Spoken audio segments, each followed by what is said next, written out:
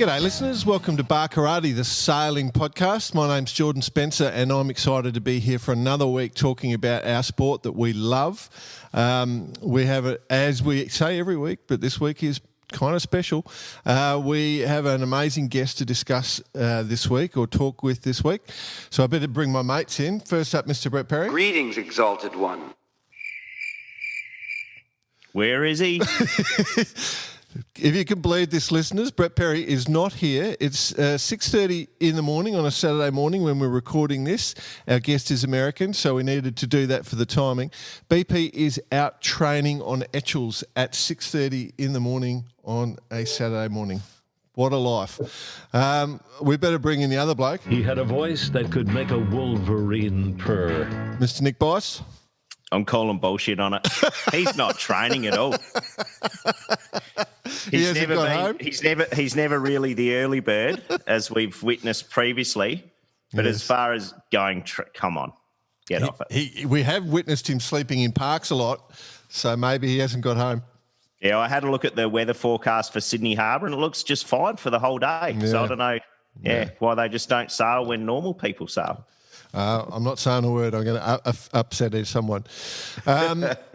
Speaking of normal people, that's you and me. We've got a bit of a legend coming to join us with the show this week. I think you particularly have a really strong relationship with this bloke, but it is exciting. Absolutely. And legend, there's no stronger word really for this guy who's going to be joining us. And I've had the pleasure to work alongside in previous years and also had the pleasure to work alongside people who work for his great company over many, many years through America's Cups and Volvos and everything else in between. And there's no one better in the game than our guest today. Well, let's bring him in because he's patiently sitting there listening to us make all these platitudes about him. If you are a sailor, you've probably looked at the fittings on your boat and noticed that they've got the name Harken on them, unless they've got Ronstan or another brand, but predominantly Harken is probably one of the major brands in the world, and it was created by two brothers, Peter and Olaf.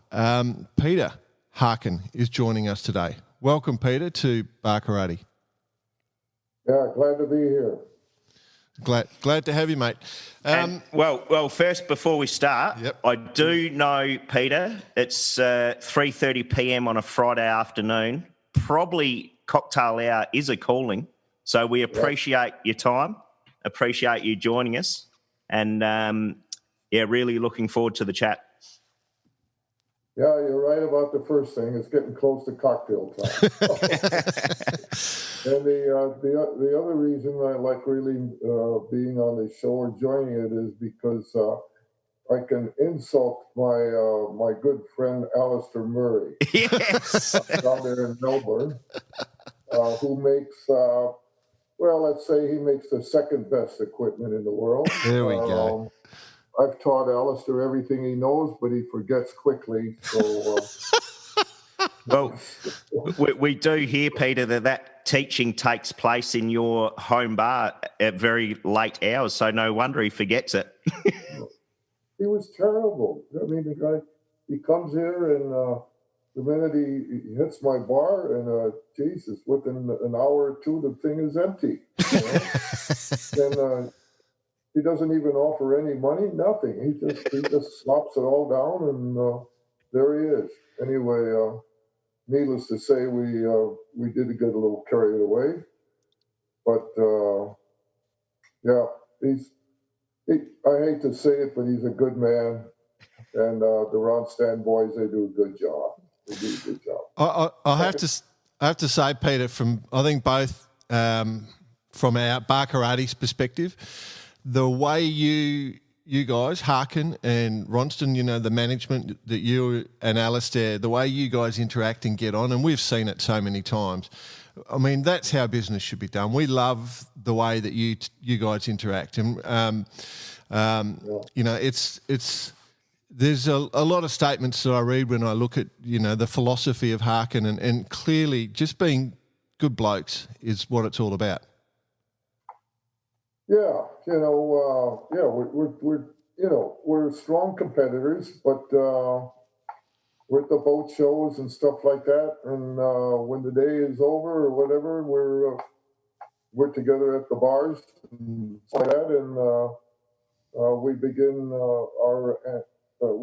our insults and so on. And once in a while, we probably get a bit carried away, and pretty soon we're wearing each other's shirts. Yeah. And then I'm running around with a Ronstan shirt on, and Alistair's got a Harken shirt on, and we're making absolute fools of ourselves, trying to be the worst we can possibly be, and have people thinking when they look at our shirt, that's the company we're with. So it gets like that. Yeah, I think in the marine industry and in the making of the gear and stuff like that, it's pretty friendly all the way around. But I must say, I think we've had one of our best times with the Ronstan guys. Yeah. Absolutely. Okay. So, Peter, the most important question, I guess, is how did you actually get into sailing?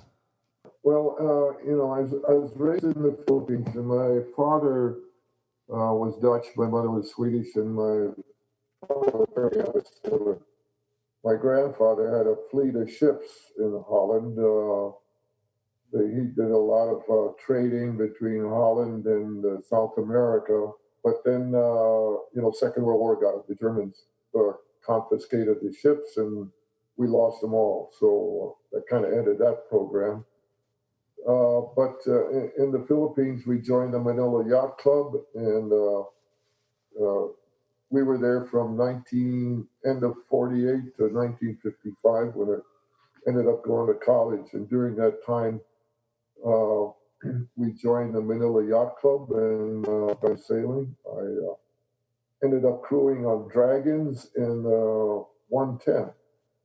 And then my father got us an old Japanese snipe and made us fix it all up. And that's where we kind of learned our sailing and fixing things and trade and stuff like that. He was of the old school. You didn't get anything new. You got worn out stuff and you fixed it up. So, but that's kind of where it got started. And then when I went to the University of Wisconsin, they had a fantastic outdoor club, skiing, sailing, mountain climbing, all that kind of stuff, equestrian and everything. And I joined that, and actually, I think that's where my whole academic career was. Started sliding in another direction. Yeah. Once in a while, I went to class, after getting out of the beer halls and so on. And they had a great. The University of Wisconsin is on two big lakes, and they had a great sailing program, and really got into that. And became the Commodore, and you spent your whole time fixing boats all the time. So that's kind of where it all led up to be, Yeah. You did kind of skip some really, really important stuff there in terms of your history. Obviously, born in Indonesia, and you were there when the Japanese started bombing. So you sort of just skipped that must have been an intense experience. And you obviously, from my knowledge, you ended up sort of escaping through Borneo and then ended in New Zealand and Australia. So you spent time down in the Southern Hemispheres living? Yeah, I was 4 to 5 years old, and at that age, you're pretty well aware of everything that's happening. But, you depends a lot on the way your parents behave. And my parents never showed any fear during the bombing and all that kind of stuff. So, you kind of look up to your parents and kind of go, well, how's it going, Mom, or Dad? And, hey, we're all okay. Nothing, we're doing fine. And we're sitting under the dining room table, which was pretty heavy. I can remember we had a pencil in our mouth and cotton in our ears to absorb the concussion and so on, and wow. keep our passages open. And I can remember helping my dad wreck our car and stuff like that, which I think I enjoyed. But, you know, to me, it was kind of all stuff going on, the fireworks from the shelling and all that was kind of wow, you know, whoa, what's all this, you know, the way it goes. So he finally carted us off into the jungle, and we went to kind of an airport and got thrown onto a DC street. Actually, it was an American Air Force that had come in that were bringing women and children out. And so I kind of got thrown into there, and we got flown into, I think it was Balikpapan in Borneo or Sandaka, I'm not sure. And then we got to New Zealand, to Wellington. Yep. And we were there for a year. And then we got on another troop ship into Melbourne, and we were there for a year. And then in '44, we were put on a troop ship, which was the Lurali, which was the American Hawaiian liner, with a lot of wounded soldiers and women, and we zigzagged across the Pacific to San Francisco. Wow. Yeah. So we had a couple of incidents with Japanese subs, but nothing happened. And my mother, you know, at that time the legations, like the Dutch legation or Swedish, or they were trying to put people, refugees and stuff, together with their like ethnic groups. So we got reunited in '46. They finally found him, and how they got us together, I have no idea. Wow. But they did. And then he worked for Caterpillar, and then we went to Peoria, home of Caterpillar, and then into New York for a little bit. And then he got offered to do reconstruction in the Philippines. My parents always loved the Far East, so back we go, right out to a war zone. You know? And we arrived in the rubble, and that's where we were until '55. Yeah. And we had a great life there. You know, again, as a kid, you're very resilient. So whether you're looking at rubble or looking at nice architecture doesn't really make a lot of difference. I think it's whether you're having fun or not, you know. It was. It's truly amazing, Peter, the stuff that people used to go through. You know, we haven't suffered it, but I just wanted people to understand, you know, it wasn't just a nice, simple pathway, that it was this amazing experience that you had growing up. My dad went through the same thing. Then the interesting thing is, because you were in the Philippines and then you moved to the US to go to university, is what you said. But you got there by winning a swimming scholarship. Both you and Olaf had a swimming scholarship, and you know, obviously, no good sailor swims well. So were you just a bad sailor? Yeah. Well, we were good swimmers in the Philippines, high school, and a good friend of ours that lived in the same compound, Dudleys. There were 5 brothers. They were all torpedo bomber pilots, and they were in on the Battle of Midway, and he lost 2 of his brothers, and but he later on he came to the Philippines, and he had gone to the University of Wisconsin. His family, the Dudley family, was very heavily involved in the unemployment insurance thing at that time, which was born up in northern Wisconsin. And he was a boxer at the University of Wisconsin, and he knew the coaches real well and everything. And he said, "Peter, I think you ought to take a look at this, because I think you can get in with a swimming scholarship." And there were a couple of other schools I was looking at, Stanford and Brown and stuff like that. But when I visited the University of Wisconsin, the campus is something else. I mean, it's a gorgeous place. And I'm standing up there in what we call Bassin Hill with my dad, and I'm looking down this street that you could see, and it's loaded with bars and kids going in and out and so on. And I'm looking at the lake and all the sailing and stuff going on. And do you think I was at all interested in any of their academics? Not in the least, Yeah. So I tried to convince my dad with a lot of shoveling why I should go to University of Wisconsin. Ice and snow in the winter, really cold. I've never lived really in that, and it would be good for me, and et cetera, et cetera. And here I am. I'm trying to bullshit shovel my dad, who had been in a prison camp for 5 years, getting beaten up, by the Japanese, and because those prison camps in Indonesia were pretty bad. But so he just gave me a look and just said, "You finished, son?" And I said, "I had a bad feeling." And I said, "Yeah." And he said, "I know damn well why you want to go to school." He said, "I would have loved to go to school here too." But he then said, "It's going to be the best deal for me because you are getting a full scholarship." And he said, "If you can make it through this school with all its diversions," he said, "you'll be able to make it anywhere in life."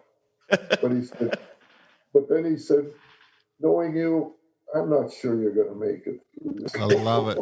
Love it. It's but ironically, I've seen a quote from you where you state that I blew Dad's college money for the university on boats, skiing, girls, and other good things, and that led to you getting the job at Gilson Medical Electronics, which is ironically, if you hadn't had that job, probably Harken wouldn't exist, and all the blocks and fittings that we use nowadays may not exist.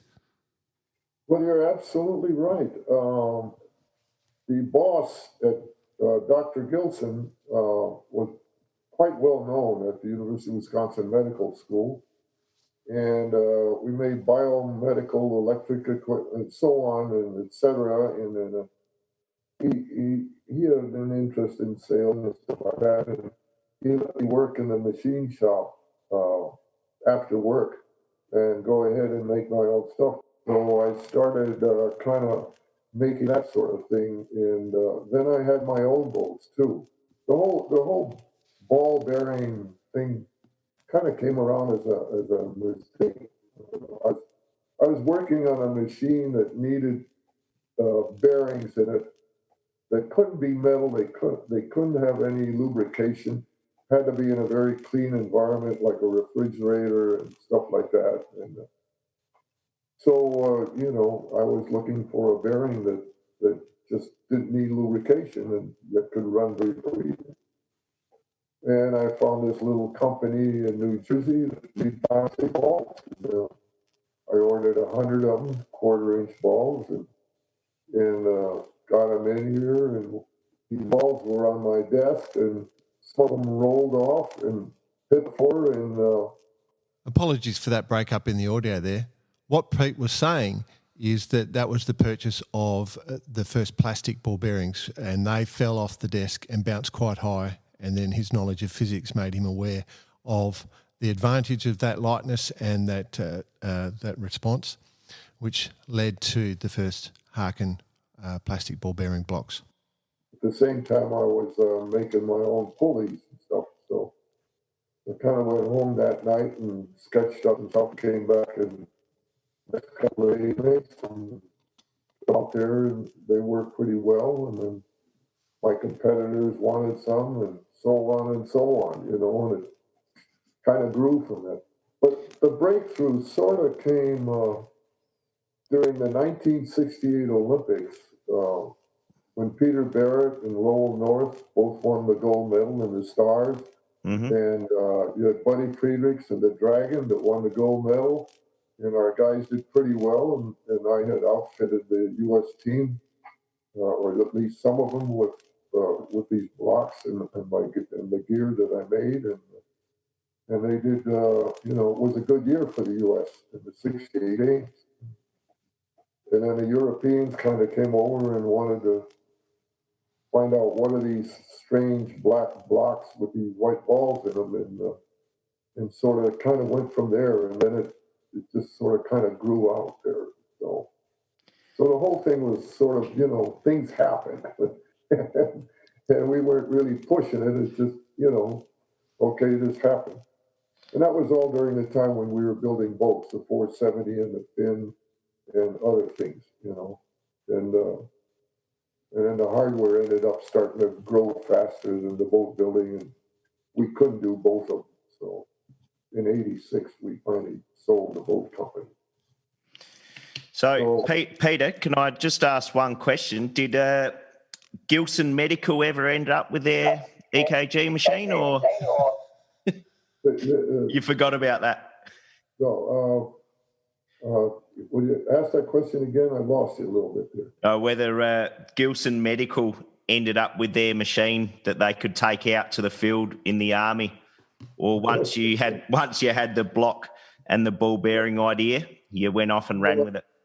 No, it was a wonderful company. They made some quite sophisticated equipment, and they were truly in what they call medical electronic field and biochemistry and stuff like that. And his son, Bob Gilson, who's running it now, a bit younger than me, was a great guy, and they were of tremendous help. And they never wished to be part of it or ask for anything. They just plain helped me with it all, So there's still a wonderful company, and I go and see them once in a while. Dr. Gilson is gone; he's passed away, but his son is still alive and doing very well. Excellent. So, Peter, whilst going through this very rich history, there was someone else who took this journey with you, your late brother Olaf, as well. How did he slide into the picture, and when did he become, or the two of you become, the company that is Harken now? Yeah, Olaf went to Georgia Tech, again, on a swimming scholarship. He was about as diligent with academics as I was. And so he had a good time at Georgia Tech, but he would come up a bunch of times. And so we kind of started there. So, but after he graduated from Georgia Tech, he went into the Navy, and he became an officer on a destroyer in the North Pacific, on what they call the DEW line at the time, where we were monitoring the Russian bombers and stuff like that. That was the Cold War period, and I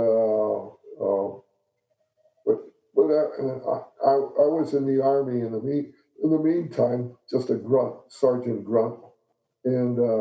But after when we kind of started to do this boat business and stuff, he came up and he decided to join us. Now, both of us, upon graduation, were offered really good jobs. I mean, Gilson Medical Electronics offered me a very high position in the company, and Olaf was offered.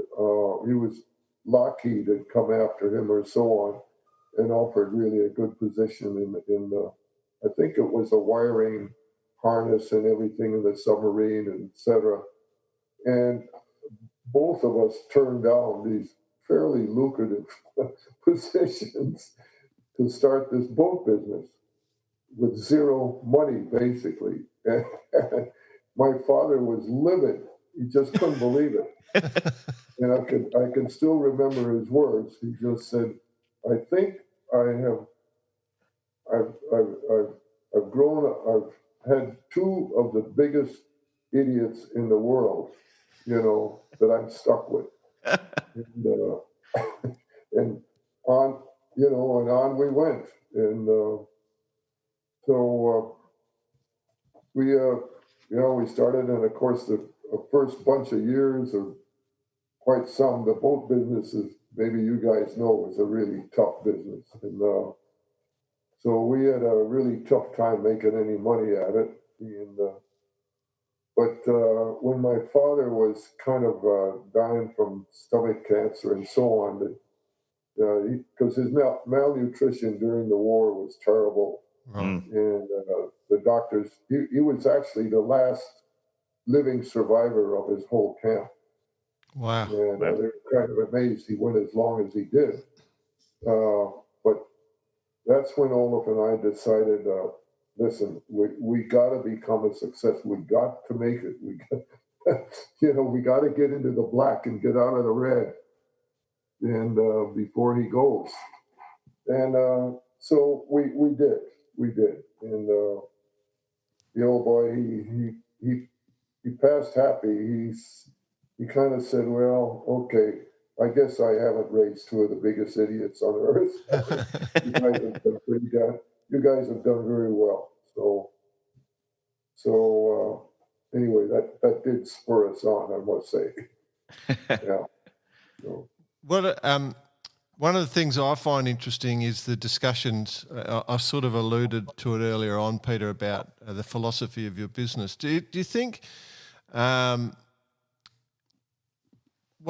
think Olaf actually had a quote that I found, which is about your business philosophy. When trying new stuff, our rule is to ask, if it all goes bad, can we survive? Then we go to the bar and forget what we said and just do it anyway. You guys are, well, it sounds like risk takers, but you obviously knew what you're doing, Like, did you, when you started out this business, did you have any vision of what the future could look like? We had none. I get people ask me that quite often. How did you guys plan this? How did you get here?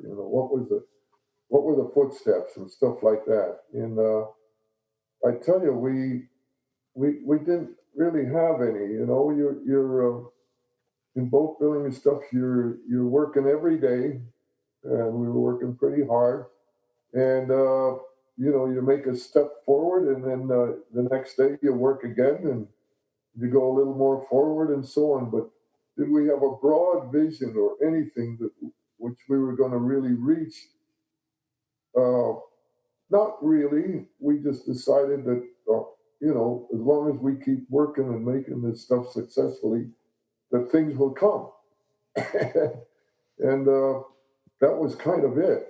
I think in a way it was that we really didn't have time to sit there and analyze that kind of stuff. We were very much against over analyzing anything. We just said, well, let's just do it. Like you say, we go to the bar. Now, Olaf and I did fight. Physically, we fought pretty hard at times, and we stopped physical fighting when we were about 30 because we decided that hurt too much, and so let's just go to the bar and duke it out there, and so on, and that's what we did, and we would have maybe our advisors or attorneys or other guys tell us, oh, we should do this, or we should do that, or our bankers. And in the end, we just didn't listen to them, and we would just go ahead and do what we felt we had to do anyway. And that was kind of it. Now, our education was kind of reversed. Olaf went graduated in industrial engineering.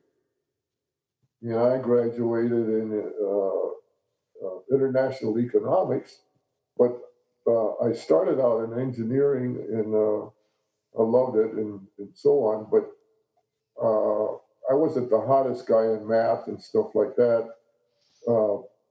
I decided this is going to take too long to get through school, and I wanted to get out and get going. And so I switched into business economics. To me, it was easier. So I did that. And Olaf, though, graduated in industrial engineering. But when we got to work together, we actually found out we were much better at each other's education. So we switched roles. That's incredible. I was doing the design and production, and Olaf was doing all the administration and all the stuff that I should have been doing. And I was doing all the work he should have been doing. And so there we were. So, but we've never told the public that the hardware and stuff was being designed by an economics major, and the business and all that was being designed by an engineer. We didn't think that was going to go over very well. Well, I hope during those times, Peter, that was the only thing that you swapped. Yeah. We didn't swap any wives or anything else. So, yeah. It truly worked out pretty well, and I miss the old bro. He died of Parkinson's complications, and had it for about 12 years, 13, and so a light's kind of gone out in the company, and but we live by my father's words, which when we got reunited in San Francisco after he got off the plane and we got through with the hugging and the kissing and all of that, he just said, "Well, war is hell. Life's not always fair. Let's get on with it." Wow. And he never looked back. And either did my mother. They never brought it up again. And, Wow. They just and they were hit twice. I mean, first the beginning of Second World War, he was caught in Holland and Germany, or not in Germany, but Holland and stuff like that. So we lost everything there too. And but they just refused to whine about the past or look back or blame anybody. They both just went forward all the time. Yeah. So that I gotta say, I think that helped us through very tough times. I always thought that when we were going to whine or bitch about something or whatever, I just think about the old man and say, boy, he'd be turning over in his grave if he saw me like this. So we get over it quick, and move on. It's certainly inspiring, Peter, and I must just take the opportunity to just mention during that last Volvo Ocean Race stopover that we had in Newport, when Olaf was with us, and we had a few beers in the boatyard tent that evening, and it was pretty clear that your staff and everyone who was there representing Harken and being in Newport also were extremely humbled to be part of your company. So long may you keep inspiring a great team that you have with your company. So, and but speaking of inspiring, and just to move away from the serious stuff for a bit, you would have witnessed plenty of competitions over your time, be it Olympics, America's Cups. What do you think of what we're seeing these days? Good question. Well, that America's Cup is sure an enigma, I'd say. From the early days back in 1995 when we were there and Team New Zealand and so on. And I can still remember Russell Coutts washing the bottom of the boat, because even though Russell Coutts was an engineer, the guy said, "You just don't let it. Don't give him a screwdriver. Don't let him do anything. Put a hose in his hand." And he's very good at that, and so on. And it was much more basic, So the boats were sailboats, and the gear was gear. We were making fancier winches with carbon fiber in them, and so on. And the blocks were the Black Magic blocks, and etc. With upgrade, but that was also all gear we were making that we were able to sprinkle down to the common guy. They still had a life, and it was stuff that we could go on with, which we did all through the years. People used to ask us why we put so much effort into the America's Cup, and we just said, well, it's a fantastic R&D laboratory for us, and you work under a lot of pressure. You can't. If something fails, you better have the replacement the next morning, ready to go on the boat or whatever. You just can't fail. I told our guys when we kind of first entered it and got into it really, I said, well, guys, you can make the decision, but let me tell you, when we enter the America's Cup, it's like going into the bull ring. You're going to get bloodied, believe me, you might think there's going to be a lot of glory in it, but you're going to get bloodied a hell of a lot more than you are any glory in it. And so I said, if you're prepared to do that, I said, we can do it. And so that's kind of what we did, because there were so many instances when we had to work through the night and so on, with the machine shop get open, redo stuff, etc., and make sure that we got equipment so they could go out the next day and sail, etc. So it's been a good thing. But the minute the foiling came in, we had to make sure that we just weren't going to use elsewhere except on some extreme boats. And a lot of things changed, loads and speed and so on. And then a lot of hydraulics were getting involved. Because here you had these hulls that were now quite far apart when it came to the catamarans, and the winches now couldn't be combined with carbon tubes, shafts, because they were too far apart. You had to have hoses going there, hydraulic hoses, and so now you were driving.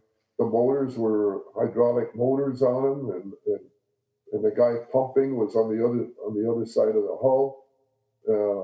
And then we had to make pumps for the grinders and so on. So it was very new, and it was all hand. They had to hand do this stuff. You couldn't use motors to drive the pumps or anything. So it was very, very new, a lot of this stuff, and there was a lot of agony. And so on, and now these boats, these mono hulls, they're demanding stuff that I'll tell you. If you look at some of this stuff, there's no way it's going to be used on any kind of sailboats and so on. It looks like it's come from another planet.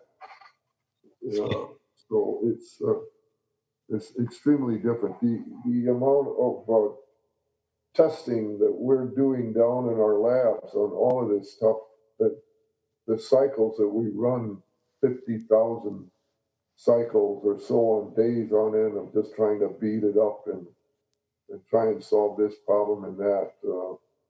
It's like I say, it's just out of this world. But it's interesting. Well, I don't know. It's a kind of a disease now, like we got to be in it. We got to do this, So, yeah. Yeah. Well, there's no doubt you have to be in it. But I also know, Peter, you were quite into your ice boats, and the current America's Cup boats are probably as close to an ice boat as you could imagine. If you just put the skates on underneath it, it'll be look pretty good up there in Wisconsin in the winter. Yeah, although ours are pretty simple, we got a pretty good, a big mast, it's got a big core depth and very hard sail, and our control is a main sheet and foot pedals for steering the boat. And we have both hands on the main sheet, or we have a little winch in there to help it along, and we just crank everything in until we can't crank anything more, and away we go, kind of deal, and then you steer like hell, and crack the main sheet just once in a while when you're you got a runner way too high up in the air, and that sort of thing. So things happen. Well, you're doing 100 miles an hour basically in a lot of cases. So you don't have a lot of time to make decisions. You know, port starboard, you better make that one well ahead of time. That's incredible. And so it's quite simple. In these new boats, monohull boats, they're very different in that, but there's a lot of the same principles in it. You know, with the soft wing sail and so on, and the big mast, etc. You know, you got to buck the mast the same way when you're going slow, and you got to get up and go, and then you got to trim in and etc. And things do happen very quickly. I mean, they have to constantly, to stay on the foils and stuff. They have to be trimming that wing and everything very quickly all the time, because they can't afford to go down into the water. And because if they do, and if they're at all close, I mean, the other guy's going to run away with it. My prediction has been the boat that can stay on its foils the longest is going to win. You know, it just, I think it just is. Because if you splash in the water, the time to get out of the water and get going again, even though it's quite quick and they're doing everything in the hulls to break the suction, it's nothing compared to the speed while you're on the foils. So some of the biggest problems we've been facing is the speed and the load of the equipment that's handling the wing mass and that kind of thing. It's very different from before. We're using materials running into stuff now that we haven't done before, and so far we're solving it, sort of, I think. And you know, nothing's for sure, but it's we're getting there. But it's out of the world. Yeah. So, have you been able, I mean, do you look at those boats and actually think, oh, I'd love to go for a sail on one, Peter? No, I really haven't. They're very strict about that sort of stuff, you know, because I guess of the safety things, and the guys got to really know what they're doing, and, you know, they're wearing helmets and they're doing the whole thing. So going as a passenger, I don't know. You have to be invited, or guys that, you know, feel confident that you can do it and escape or whatever. Yeah. So I don't know. Riding in the back of the boat, these new boats, I really haven't seen any passenger riding, and basically I don't ask them. Generally, we have found in the America's Cup, you don't ask for things like that. You get invited, you know. Of course. Don't push your way. Stay at your job, you know, and don't meddle too much in anywhere else, or you'll get disinvited. I've seen this happen in New Zealand. You know, we once had a guy that was kind of pushy and kind of demanding his way, and I kept telling him, Jesus, don't do this. They're going to disinvite you. And sure as hell they did. And we just send the guy home. You know? So we have to be very careful on how we behave when we're working with them. We basically just stay at your job and don't mess around in the other areas. You know? So you can kind of mess around at the bar, but that's about it. You know? And you never talk about other guys' boats at the bar. None of that. You know, they're pretty paranoid about that sort of thing. So we, you know, we've kept our mouth shut, and we just pick up our hammer and tongs and do what we got to do. So anyway, yeah. Well, they're probably not allowed to go to the bar too much these days, but back in the 90s, that was every story you hear has got a hard sailing on the water. but equally as hard parting as well. And I'm sure you were part of many of those ACDC sessions. Oh, yeah. I remember when one time I landed in New Zealand at 6 o'clock in the morning from LA, and, I thought I'd be able to go to our apartment in a hotel and freshen up or take a nap or whatever. And at that time, Coates and the boys were getting on the boat and so on. And one of them said, "Hey, Harken's just landing here. Why don't we make him come sail with us today, right now?" He's just going.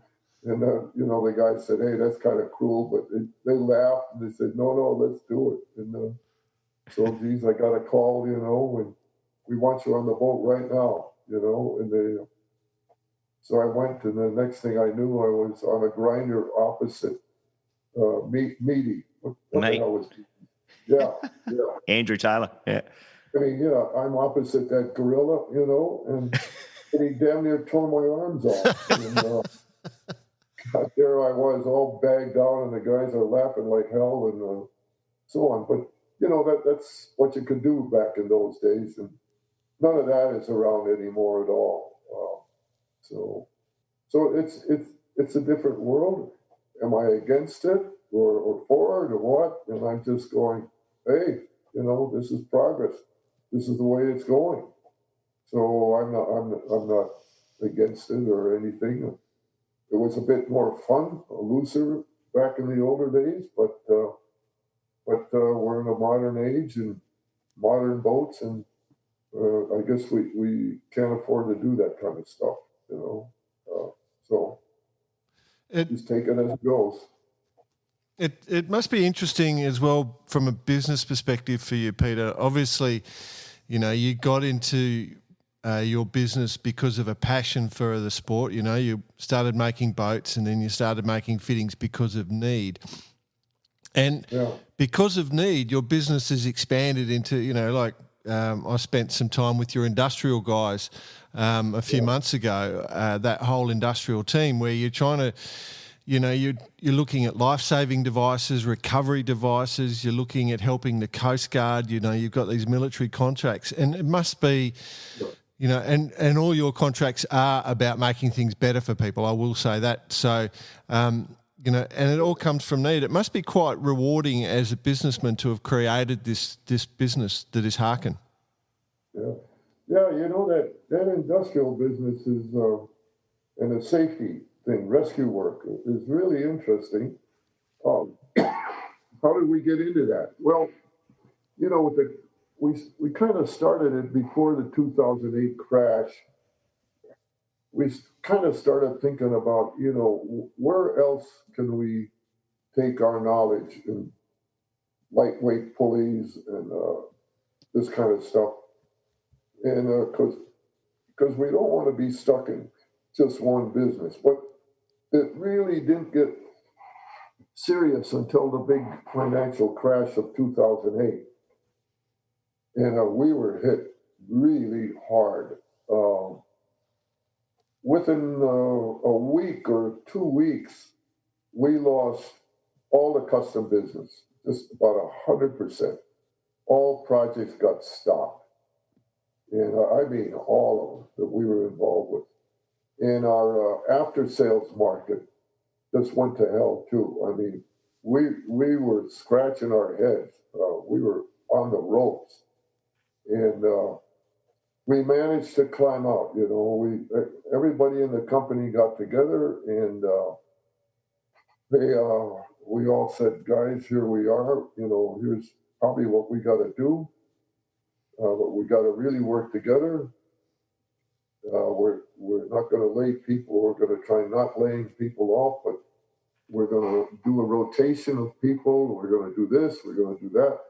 All benefits are canceled except for medical, and so on."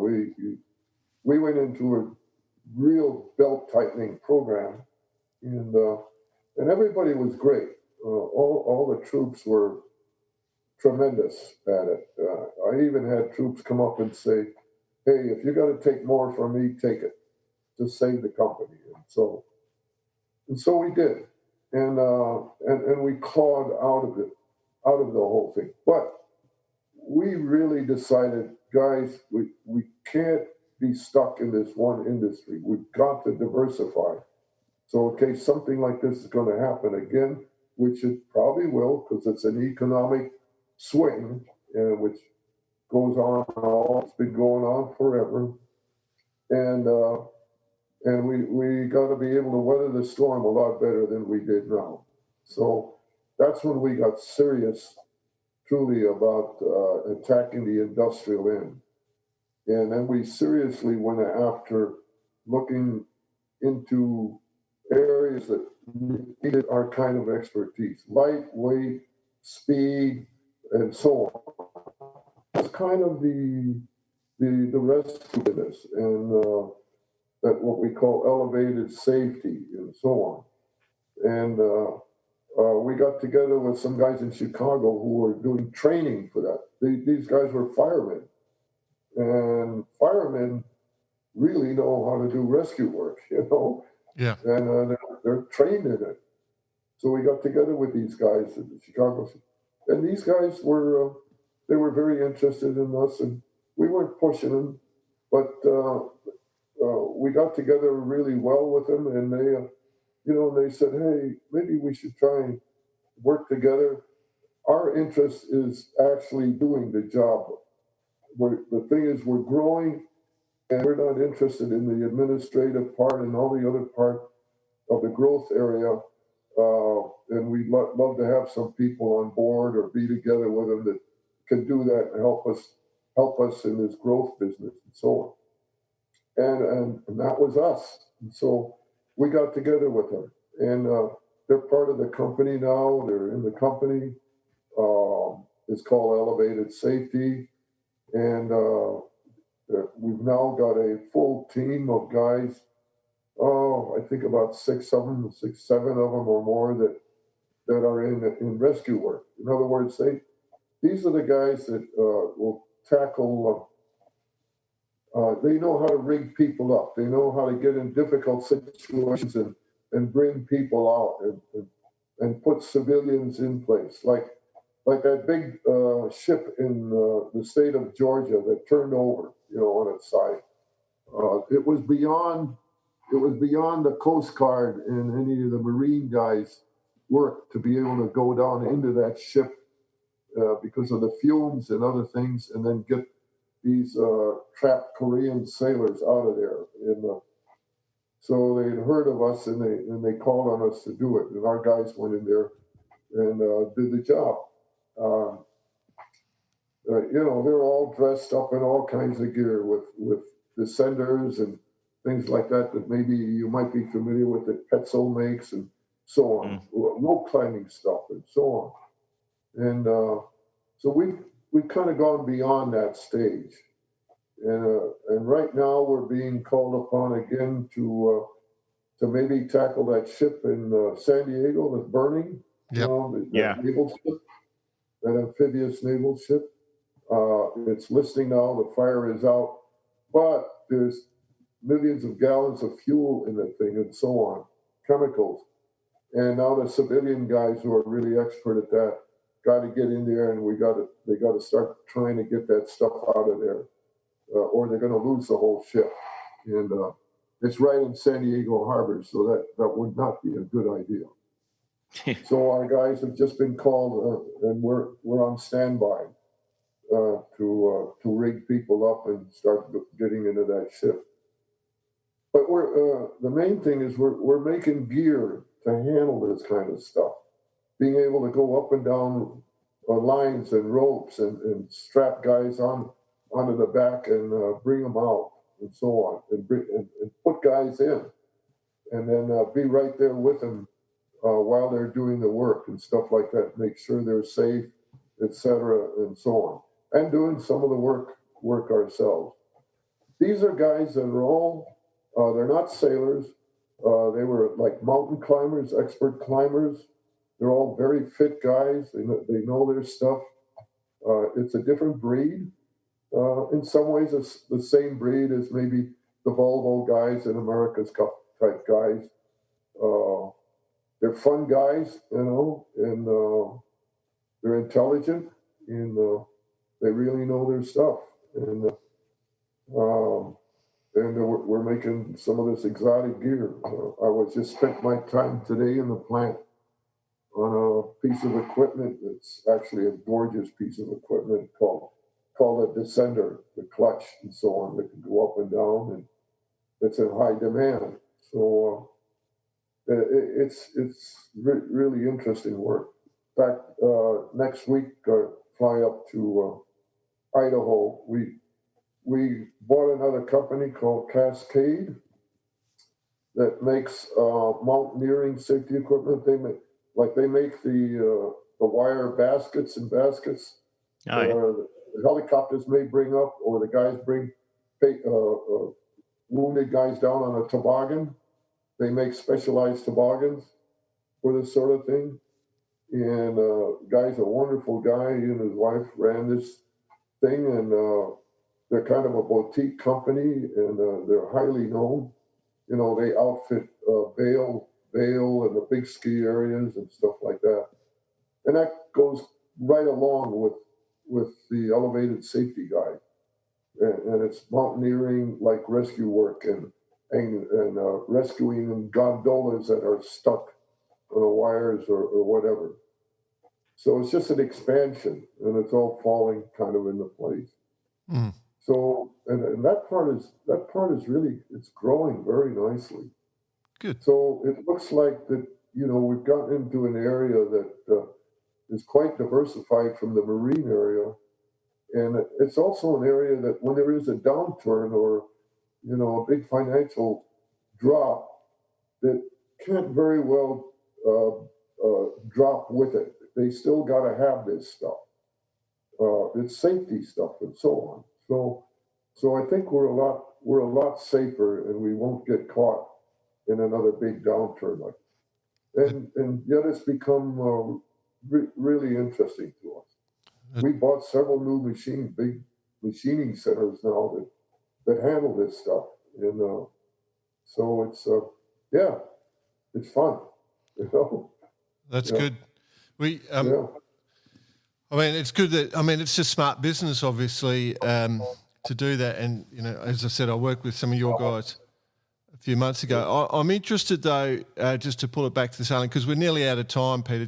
I do want to pull back to the Volvo Ocean Race. Do you remember when a little midgety, annoying Australian came in to do the deal with Harken to work with the Volvo Ocean Race, a guy called Nick Bice? Do you remember that, your relationship starting with him? And then I'll give you my side of the story. Yeah, I remember that. I remember kicking his ass out of there, No. Yeah, right. The Volvo, I see that's been delayed till 2022. Everything's getting delayed till 2022. Yeah, Jesus. Absolutely. Yeah. What's just on that, Jordan? Yes, Nick. Setting up the boatyard. Obviously, Harken plays a huge role in the boatyard and how we set it up. And I still remember one of the key things Mark Quiss said to me at the time is we want to work alongside you and with you, because we don't want to be the reason the boats don't leave the dock. So they understood, Harken as a company understood the whole concept behind the boatyard. And I was lucky enough to come to Pewaukee and walk into the new plant, I believe, and join you for lunch at your hollowed turf where you have lunch every day, Peter. Myself and Mark and a few beers and told a few stories, believe it or not. Yeah. Mark Wiss is a really good man. He's in charge of the custom division and all of that stuff, and but he's a good bloke, I'll tell you that. Yeah. Here. Yeah. We have worked with your guys quite a bit, Peter, and you're chock full of really good blokes. Your team is all. I haven't met anyone I didn't like in the Harken team, And there was a little note where you talked about success as being linked to trust and treating people with dignity and maybe a little bit of humour. And I suspect that that actually allied, I think Bicey will probably agree with this, to sort of the way the boatyard was run. Exactly that same sort of philosophy, just dignity, respect, and a bit of humour and having a good time. And incredible working relationship. So, maybe there's something to having a beer and a laugh at the end of the working day. Oh, yeah. I think it's all about having a laugh at the end of the day. We, when we were in the building of fins and 470s and the sailboats at the time, we couldn't afford paying overtime or anything like that. And, we were always under pressure. And the guys kind of said, well, never mind the overtime pay. Just bring in the beer at the end of the day. so, yeah, and these were Americans. These weren't Aussies. I mean, from an Aussie, I would expect that. But, these are Americans. So we took our Pepsi machine. We had an old Pepsi machine. Oh, this is too good. We cleared the Pepsi out of it, and we just loaded it with beer. And then at 4:30 or 5 o'clock at the end of the day, all the guys in the glass shop and assembly, we'd all get together and we'd empty that machine in no time. And that kind of happened every day. And we actually, on our 50th anniversary, one of our original guys went on a search for that machine. Wow. I don't know how he ever found it. Oh, he found it. He found it with a guy down in Racine, Wisconsin, about 60 miles down south between us and Chicago. And we have it in our lobby now. It's still there. But there's no beer in it. But anyway, it's there. But that's how that's kind of started. Well, but, we've always believed we're a very casual company. I mean, we got a hierarchy and all of that and titles, but we really don't use them. And we all pretty much dress the same, which is sloppy. And we just, really believe you do your own job, you do your own responsibility. We don't have guys going around telling people what to do or anything. There's supervisors and things like that help out and et cetera, but they're all picked from their own work ethic of getting there. And we just, we believe very much in the individual. We don't do any spoon feeding or hand holding. And it's pretty loose, yeah, and we have a good laugh at the end of the day. So my biggest enjoyment is getting out of the office and what I do call walk the talk. Go down into the plant and converse with the guys on the machines and in assembly and et cetera. They always come up with a good idea or something else. And so it's a lot of fun. To see the stuff being made. And That takes us back to the start of the conversation, Peter, and that might have been something that Alistair Murray stole from you also, because I definitely know he loves to do the walk the talk in the factory on a Monday morning. So, you've got him again. Yeah, that's good. Same thing in Italy. We have a very good bunch in the Italian factory. They're a pretty loose bunch, and they're highly intelligent, great engineers and stuff like that, and very hardworking. Northern Italian people are really hardworking people, so they're a great bunch to be with. So so we're lucky. We're lucky. We just have. I've always said, the company's only assets are its people. Everything else you can buy, but you can't buy people. Yeah. That's what we rely on entirely. Very cool. Peter, I think we're out of time now, my friend. Talking about that, the summation that you just made there really is your company is about its people. And I think that's a perfect spot to finish. I do want to say, just as an aside for your Pepsi machine in the foyer, that we are actually brewing our own beer, Barcarati. So we've got our own beer under manufacture, and we will happily deliver a case by hand to you guys. So there's one in there. Put in the Pepsi machine. Yeah. Well, you guys can all come over and stay at the house because I got a bar that can use you guys. That's you will regret that. We'll take you up. Yeah, really. Cool. Yeah. Well, I've got to say, Peter, thank you for everything. Thanks for the chat. The sailing industry wouldn't be what it is without your vision and exactly what you achieved with Olaf, and purely inspirational. So thanks, Pete. Oh, you're welcome. And if you ever get Alistair Murray on, just remember, whatever he says is not true. Correct. We love it. All right. Good work. All right, you guys. Thanks, Peter. A lot.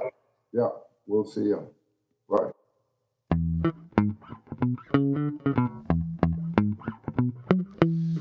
I've got to say, mate, BP will be absolutely spewing. You missed out on that opportunity to catch up with Pete. That was fun. Yeah, catch up with Pete, get a few plugs in, and maybe get a bit of gear for the X2. But how good was it though? And what a great guy to actually meet in the flesh, but to actually just hear some of his stories and the culture that he has brought to his company. Yep. That him and Olaf helped develop. Yep. And having witnessed that firsthand, it is the difference between a good company and a great company. Yeah. And they've got a great company. Yeah, and it's continued with Bill Goggins now in the CEO role. He's another great guy. All the people that we know, all the team members that we've met, as we said during the interview, is that. And I think you're right, Bossy. Like, one of the things that's always struck me, and I've worked in a few different business cultures, and the culture at the boatyard in the Volvo is easily the best working culture I've been involved with. And it was all about those elements that we talked about, which, you know, that Pete talked about with his business, you know, and it's about the people, about a bit of respect for each other and having a laugh, you know, and just being that sort of level of professional. That's when you know you're with really good people, when they work hard and they know how to interact with each other, and it's friendly. Never steps over the lines, you know. Yeah, and you actually come across a lot of different it's a good there's a lot of ways to do things, and quite often or not you end up at the same end result, but some people just take a different path.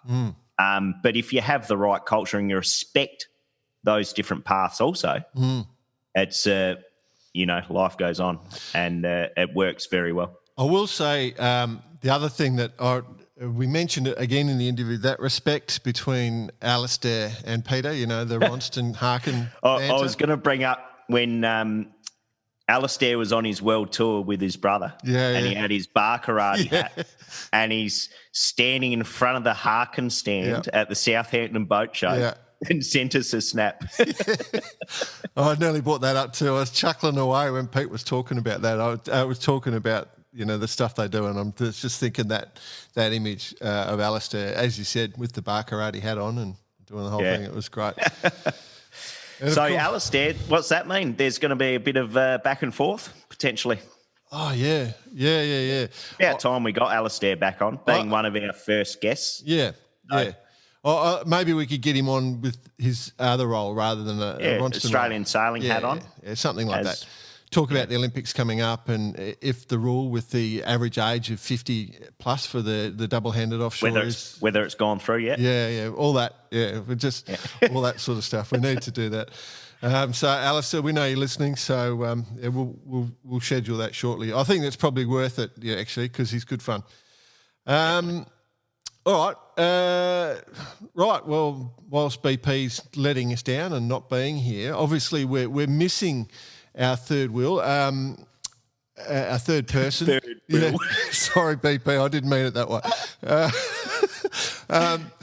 we're missing our third person. And, as we alluded to, he has the ability to go missing occasionally. So I had this idea, Bicey, where our listeners can send an audio file in to us and ask us a question or throw a view about something in there or spark a discussion. You're more than welcome to send something to us, and we will absolutely, we can throw it up. We have the technology. We can throw it up into our episode and go for it. Great idea. Great idea. And as, let's face it, bar karate's ever evolving.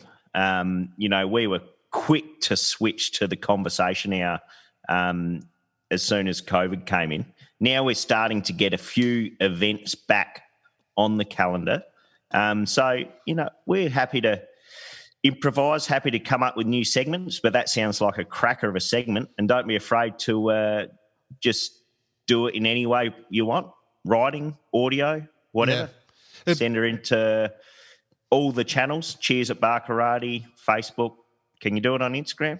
Not really. I think the easiest way, like if you want an audio file, just do an audio quick record and then exactly that. You can send it to us via Facebook, but otherwise cheers at barkarate.com. Just email us. That's the email address, cheers at barkarate.com. And, away you go and it'll be good.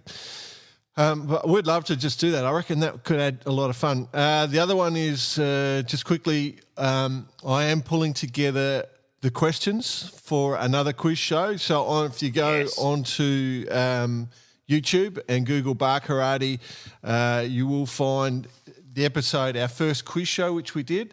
I've reached out to all our participants for the second one, and they've all agreed, all very excited about the potential of a merchandise pack. Well, why wouldn't they be? They're becoming quite infamous, the merchandise pack. The fact no one's received one yet. Speaking of, it's a good. I was going to mention it right at the end of the show, but good time to mention it. The T-shirts, just for everyone out there. We're a couple of weeks. I'll admit, a couple of weeks behind schedule, but they're at the printers as we speak. Yeah, they're on the way. So it's all happening. So expect them soon. Yep, on their way.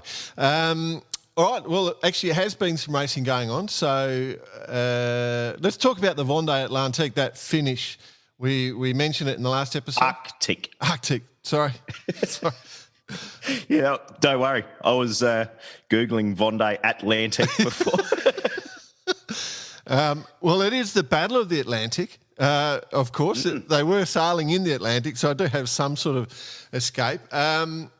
Was won by Jeremy Bayou on Charelle, which it was an amazing battle. That run from the last turning mark into the finish, where you had that sort of let's say it was a three-way battle, but really everyone was right there with potential. Where Bayou just beat Charlie Darlin on a Pivia, and then Thomas Riant on Linked Out for third. Those two boats, of course, for us, Bicey, very important. Absolutely. Yeah, so Charelle, super cool. Got to mention, though, Sam Davies on her boat that's been retroed, got the foils in it, and she was, only a couple of hours, not even, hour and a half behind Charelle. We should reach out to Sam and get her on the show. Yeah, absolutely. And it's going to be great to hear where she's at and coming in and getting ready for the Vendée. Yeah. But going back to the podium, what a battle. Yeah. And close. Absolutely. Probably unexpectedly close in the sense that these boats with the foils super quick, are they going to extend close, whatever? But it was close. It was awesome. Look, the first thing I thought of when I was watching it is remember how everyone was so pumped with the ocean race because we had this one design fleet and everything was finishing within minutes of each other. There is the tiniest potential, the way these boats have sort of refined so much recently, and it's coming down to foil shape. that we're going to see really close, tight racing on the Vendée Globe, which is not more than a few months away. And I'm very pumped about that. The only restriction, I think, the only thing that I reckon that kills the Vendée is we just don't get footage off the boats like we do with the ocean race, like it's... Yeah. Boris did a great job. Boris Herman, our mate Boris, he was doing a lot of effort, flying the drone, doing everything, I'm pumped. I'm absolutely pumped. Yep, and let's hope between now and then, well, the more footage they can get back to us, and most of the top teams now, they have their own, as part of their team, people to keep pushing all this stuff out. And I definitely know Tomer will be pushed by Marcus Hutchinson within his team to get as much communication out there as they can. So it's going to be, I really hope we can almost be as though we're sitting on the boat with them. Yeah. Or we get to know them throughout the journey of the Vendée Globe. Yeah, can't wait. And speaking of journeys, things are happening in the Volvo or the ocean race world. Sorry, dropping the old habits. Big announcement this week with the rebooting of an announcement of a 10-year plan from the ocean race. So we're talking offshore stuff. Organisers have confirmed that the next edition of the race will start in Alicante October 22. So that's pushed back a year. That was originally going to be 21. And then they've announced a series, the next three races that are due to come on up after that as well. So they've announced their next three editions of the race, basically, to give certainty to sponsors, to give certainty to all the host cities, to give time for COVID-19 to get past. So Richard and Johan are obviously working really hard to try and create and continue with the ocean race. The amazing event it is. So the next race takes place is 22, 23, then subsequently 26, 27, and then 20, 30, 31. They're the three dates that they've announced. Geez, you'll be like 65 by then. You'll be ready for retirement. But I'll be sick of your jokes by then. Disappointing, but I don't think there's any other choice. And who knows in reality what the hell 2022 is going to look like as well. Like the economy's, well, you know better than me, but I'm pretty sure it's going to take a fair old hammering over the next 12, 18 months. And what that means from a corporate sponsorship point of view could see bigger impact in the corporate sailing world. A CEO signing off on a massive corporate sponsorship deal right at the moment? Yeah, that wouldn't go down too well with the shareholders, I wouldn't think. It's going to be tough. The other thing, of course, is the race goes to Brazil, which is struggling, and obviously we have a lot of Brazilian fans, so all our best to you guys. It goes to South Africa. Again, we've got plenty of fans in South Africa, so, that's having some tough times. It goes to the US. No one likes us in the US. Just send money. Yeah, just send money. So I think until we find a vaccine or they create a vaccine, you can't. There's no certainty until that happens. So no certainty of anything. Yeah. And even having a job or an economy. Well, it's actually funny just listening prior to the show, listening to ABC here in Australia talking about the Olympic organisers. Yeah. Giving one option of setting up the Olympics without any viewers, without any crowds. Yeah. Yeah.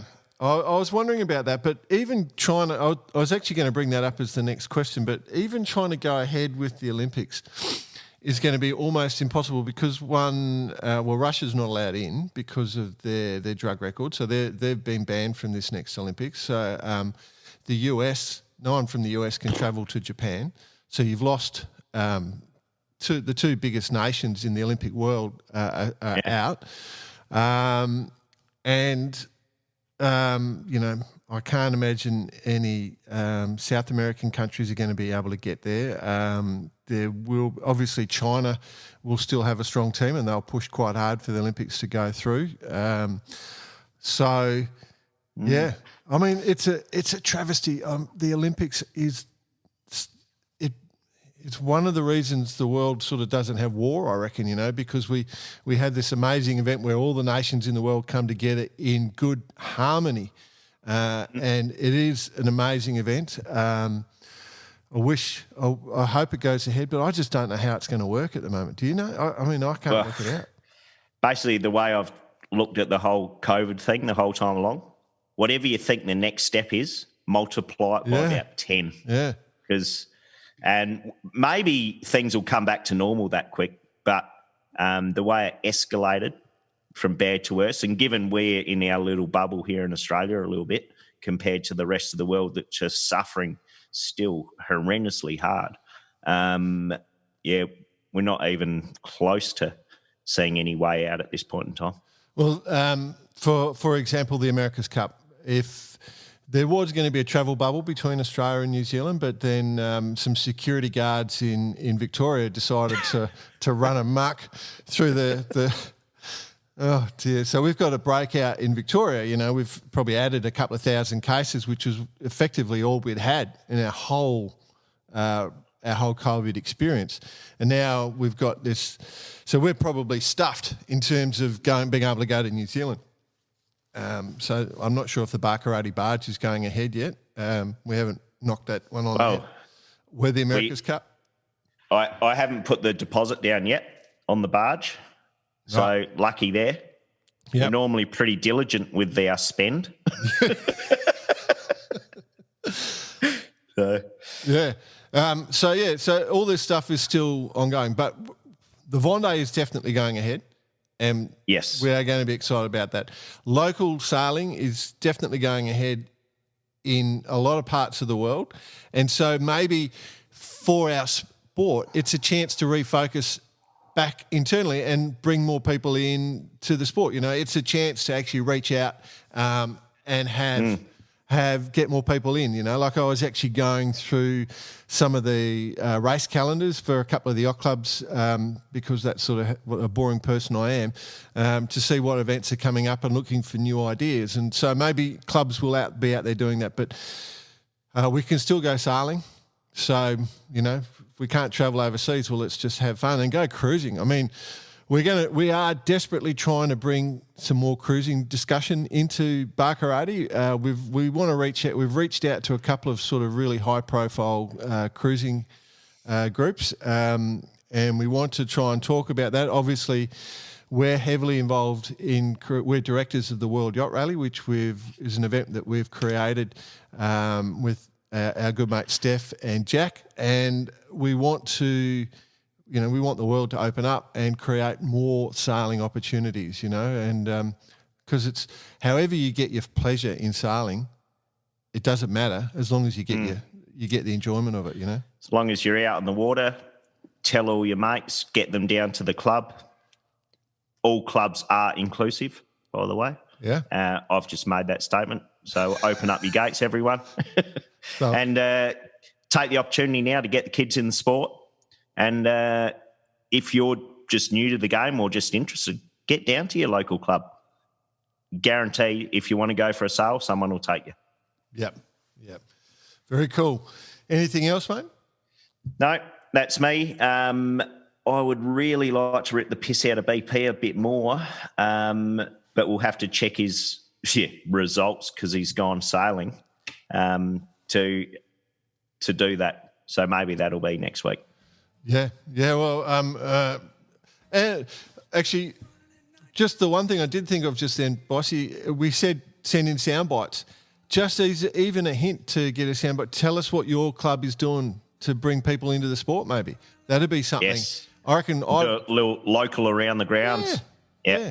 I reckon that'd be pretty cool because the whole reason we exist is to have a laugh and. We appreciate you listening in while we do have a laugh, but also to promote our sport. That's what we're all about, just to get more people into the sport. We love it.